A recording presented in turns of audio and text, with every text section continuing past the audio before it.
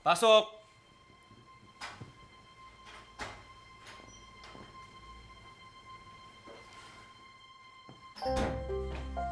Dok, babes!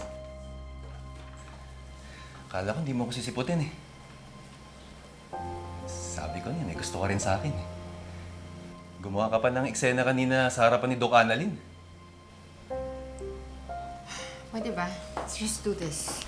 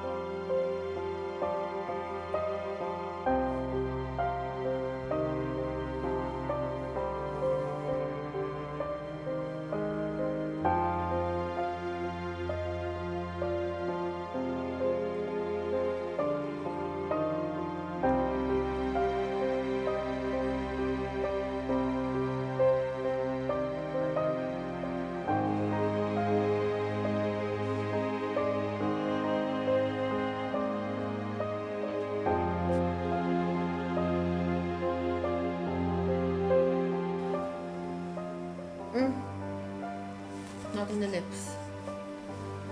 Bakit naman, Doc, babes? I only kiss people that I love. You know what? It's easy for me to give my body, pero don't you want me to give you my heart?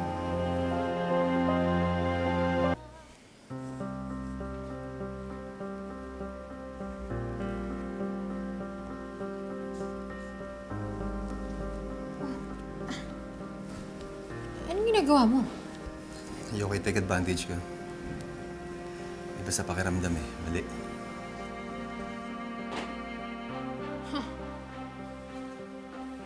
Kanina lang, binablackmail mo ako. Tapos ngayon sasabihin mo, ayaw mong i-take advantage ako.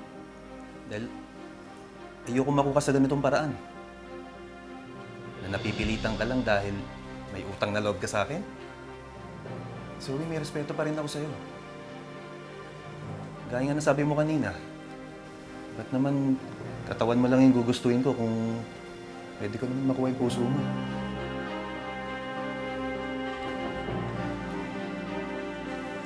Zoe, alam kong mahirap. Pero alam ko darating din yung araw na makikita mo na totoo itong nararamdaman ko para sa'yo. Hindi lang katawan mong habol ko sa'yo, Zoe. Mahal talaga kita.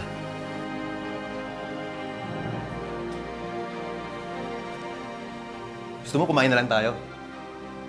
Masarap daw yung crispy pata dito. Ano, order na ako.